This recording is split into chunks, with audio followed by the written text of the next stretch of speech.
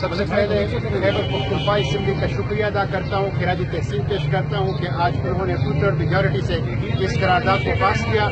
اب فاڈا باقاعدہ طور پر خیبر پختونخوا کا حصہ ہو گیا ہے اور مرجر اور انضمام ہو گیا ہے۔ یہ بہت تاریخی فیصلہ ہے۔ اس کے نتیجے میں بدامنی ختم ہوگی، سیکیورٹی انشور ہوگا، اور جماعت اسلامی نے جو تاریخی جدوجہد شروع کی تھی قبائلی عوام کی محرومیوں کے خاتمے کے لیے، خیبر پختونخوا میں ان کے انضمام کے لیے، وہ آج لاجیکل کنکلوژن تک پہنچ گئی۔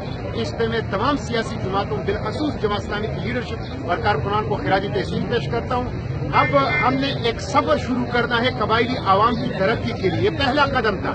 اب ہمیں مزید اقدامات کرنے ہوں گے قبائلی عوام کی محرومیوں کے خاتمے اور ان کی ترقی کے لیے۔ اس میں پہلا کام یہ ہے کہ 3% NFC ان کو دیا جائے، 1000 ارب روپے کا پیکیج دیا جائے، اسکول، اسپتال، کالج اور یونیورسٹیز نہیں ہے وہ دی جائے، سی پیک کے بینیفٹس ان کو دیے جائیں، 30,000 نوجوانوں کو پولیس اور FC اور لا انفورسمنٹ ایجنسی اور نیویز کے اندر ان کو نوکریاں دی جائیں۔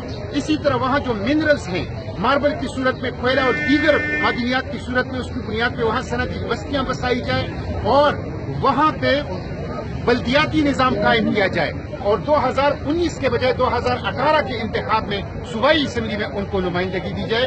یہ ہمارے مطالبات ہیں۔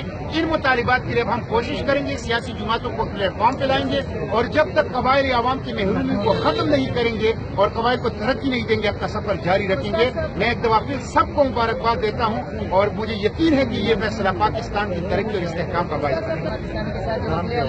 نگران سیٹ اپ کے بارے میں اتنا کہوں گا کہ سیاست میں ATM مشینوں کا عمل دخل تو تھا، لیکن اب ہمیں پتہ چل رہا ہے کہ نگران حکومتوں میں بھی ATM مشینوں کا عمل دخل بڑھ رہا ہے۔ تو میں سمجھتا ہوں کہ اس میں جو دستوری قانونی تقاضے پورے نہیں کیے گئے، اپوزیشن کو بھی، جو باقی پارٹیاں ہیں، اعتماد میں نہیں لیا گیا ہے، جو حکومت کی باقی پارٹیاں ہیں ان کو بھی اعتماد میں نہیں لیا گیا ہے۔ ایک سیاسی فیملی کے بندے کو لایا گیا ہے۔ میں سمجھتا ہوں غیر سیاسی اور غیر متنازع بندے کو ہونا چاہیے۔